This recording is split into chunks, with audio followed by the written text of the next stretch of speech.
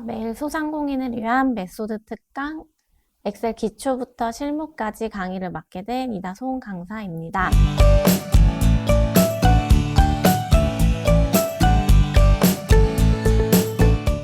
지금부터 업무에 바로 응용 가능한 엑셀 기초부터 실무까지 강의를 시작하겠습니다. 엑셀은 마이크로소프트사의 MS 오피스 프로그램 중 한 개입니다. 엑셀은 스프레드시트 기능을 합니다. 스프레드시트란 표 계산을 할 수 있는 여러 가지 도표 형태의 양식 계산에 사용하는 프로그램입니다. 본격적으로 엑셀 기능을 배우기 전에 화면 구성에 대해서 먼저 알아보겠습니다. 제일 상단에 있는 버튼은 빠른 실행 도구 모음입니다.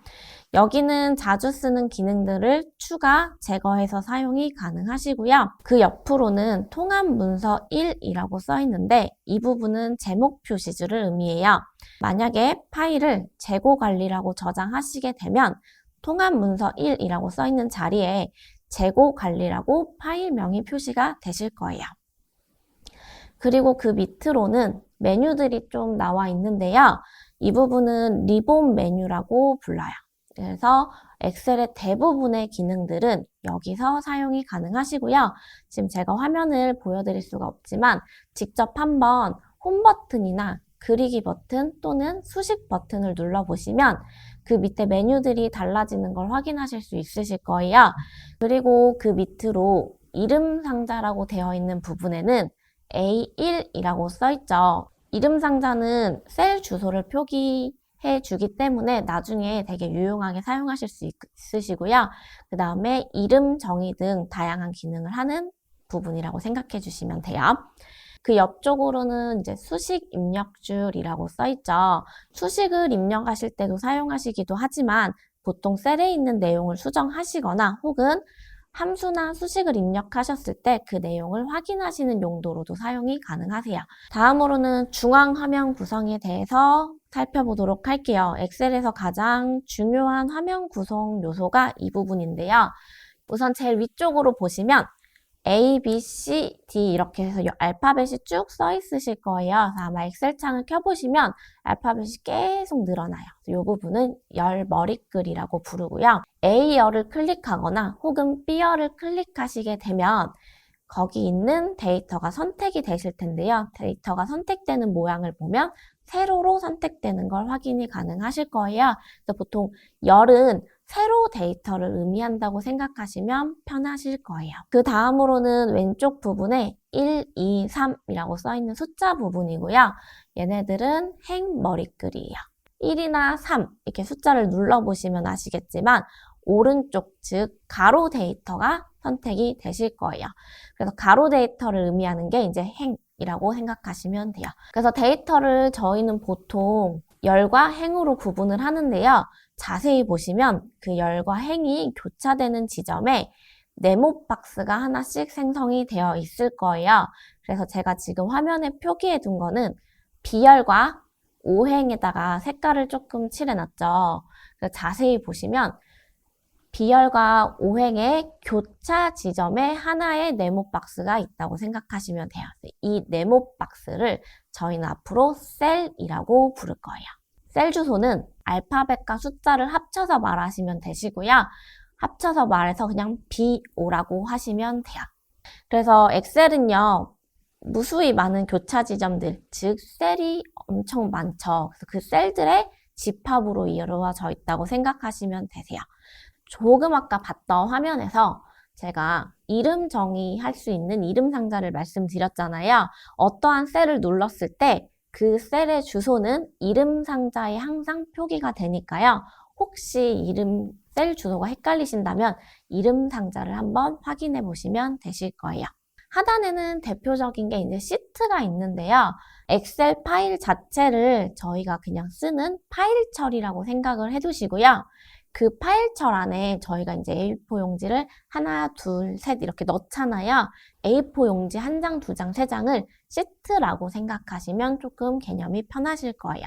혹시 나는 시트가 더 필요하다 하시는 분들은 오른쪽 끝에 보시면 플러스 버튼이 있으실 거예요. 그 플러스 버튼을 사용하셔서 필요한 만큼 시트를 추가하시면 되세요. 만약에 쓰시다가 나는 이제 이 시트가 필요가 없다. 그러면 그때는 시트를 클릭하시고 오른쪽 버튼을 누르시면 시트 제거가 가능하세요. 시트는 삭제된 거를 복구할 수가 없어요. 그래서 시트를 삭제하실 때는 조금 신중하게 삭제해 주시면 좋을 것 같고요.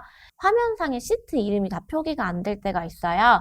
그럴 때는 제일 왼쪽에 시트 이동 버튼 보이시죠? 저 화살표 버튼을 누르셔서 왼쪽과 오른쪽으로 옮기시면서 시트들을 확인해 주시면 돼요. 그 밑으로 보시면 화면 보기 방법이라고 있으실 거예요. 가장 기본 보기 방법이 첫 번째이기 때문에 저는 첫 번째에다 놓고 작업하시는 걸 추천드리고요. 인쇄하시기 전에 저 인쇄 영역을 좀 살펴봐야 될 것 같아요 라고 하실 때는 두 번째 있는 버튼이나 세 번째 버튼을 눌러서 화면을 조정하시면 되시고요. 오른쪽에 보시면 화면 확대 축소 버튼이 있으실 거예요. 이거는 실질적으로 엑셀이 커지는 게 아니라 우리 눈에 보이는 화면을 키웠다 줄였다 하는 거예요. 그래서 저 버튼으로 하셔도 되시고요. 컨트롤 누르신 상태로 키보드 마우스의 스크롤을 이용하셔도 똑같은 방법으로 조절이 가능하실 거예요.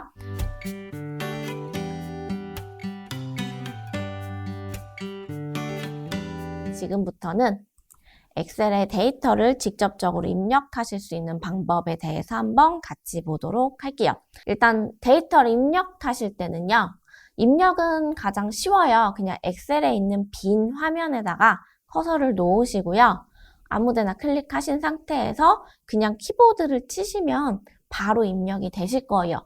다른 버튼 누르실 필요 없이 그냥 바로 키보드로 입력해 주시면 돼요. 문자 데이터 왼쪽 정렬이고요. 숫자 데이터가 오른쪽 정렬이에요.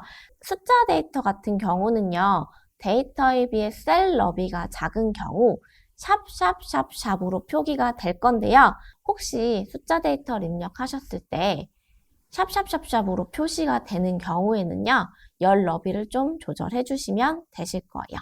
만약에 하나의 셀에 두 줄 이상의 데이터를 입력하시고 싶으신 경우에는 오른쪽에 보시면 제가 A1셀에 엑셀 기본 사용법이라고 써놓은 거 보이시죠? A1셀에 두 줄 이상 입력하시고 싶으신 경우에는요. 일단은 아무 셀이나 하나 클릭하신 다음에요. 엑셀 기본이라고 먼저 입력을 하신 다음에 키보드에 Alt랑 엔터를 누르시면 포인트가 다음 줄로 넘어갈 거예요. 거기다가 사용법이라고 치신 후에 엔터를 쳐주시면요.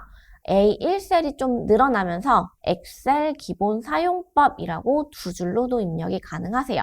그래서 Alt 엔터를 잘 사용하시면 하나의 셀 안에 여러 줄을 사용이 가능하실 거예요. 그 다음에 두 개 이상의 셀에 동일한 내용의 데이터를 입력하시고 싶으신 경우에는요.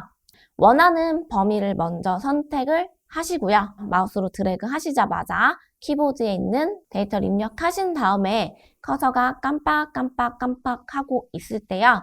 컨트롤 엔터를 동시에 눌러주시면 돼요. 엑셀은 데이터가 되게 무궁무진하게 늘어나기 때문에 셀 포인트 이동을 좀 외우고 계시면 되게 편하게 사용 가능하실 거예요. 아래쪽으로 이동하실 때는 엔터 버튼을 쳐주시면 돼요. 엔터만 되는 건 아니고요. 키보드에 있는 방향키 중에 아래 방향키를 사용하셔도 되세요. 오른쪽으로 이동하시는 버튼은 탭 버튼 혹은 키보드 방향키를 사용해 주시면 되시고요. 키보드의 Shift 버튼은 역방향이라고 생각하시면 돼요. A1셀로 한 번에 이동하는 키는 컨트롤 홈, 그 다음에 워크시트에 데이터가 입력된 마지막 셀로 이동하실 때는 컨트롤 엔드입니다. 그리고 데이터가 입력된 마지막 행 또는 열로 이동하시고 싶으실 때는 데이터가 입력되어 있는 셀 아무데나 클릭을 하시고요. 컨트롤과 함께 방향키를 눌러주시면 되는데요. 그 다음에 이제 마지막으로는요. 데이터를 전체 선택하시는 버튼이에요. 아마 제일 많이 사용하시는 버튼일 것 같은데 컨트롤 A 버튼이에요.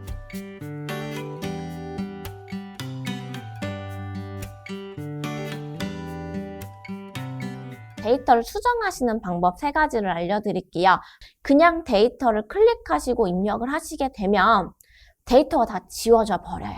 그래서 꼭 해당 셀을 더블 클릭하시거나 혹은 키보드의 F2번을 누르시거나 아니면 수식 입력줄에 클릭하셔서 수정을 해주셔야 돼요. 그리고 이제 마지막으로 엑셀의 데이터 구분에 대해서 함께 보도록 할게요. 제일 첫 번째로는 이제 문자 데이터인데요. 문자 데이터는 텍스트가 들어간 모든 데이터를 의미를 해요. 그래서 그냥 제가 아까 입력했던 안녕하세요라든지 아니면 소상공인 이런 단어들은 모두 다 문자 데이터라고 생각하시면 돼요. 숫자 데이터 같은 경우에는 숫자로만 구성된 데이터를 의미해요. 만약에 내가 이거를 꼭 계산을 해야 되는 데이터다 하시면 숫자만 입력해 주시는 게 좋아요. 그래서 3000이라는 숫자만 입력해 주시면 이 숫자를 가지고 더하기, 빼기, 곱하기, 나누기 그리고 함수까지 모두 다 사용 가능하세요.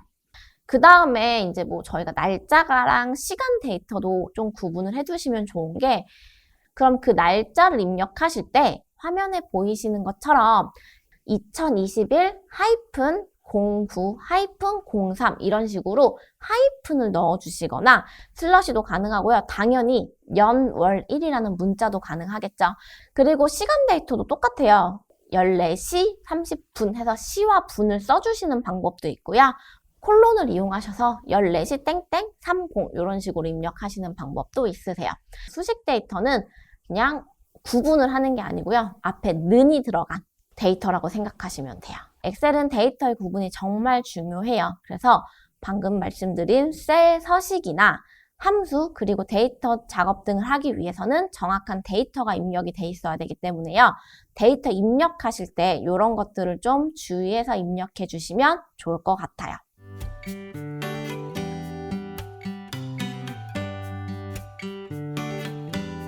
지금까지는 엑셀을 사용하기 전에 가장 기본적이지만 필수적으로 알아봐야 되는 기능들에서 살펴봤고요. 잠시 후 2교시에 엑셀 데이터 분석이랑 함수에 대해서 알아보도록 하겠습니다. 지금까지 시청해주셔서 감사합니다.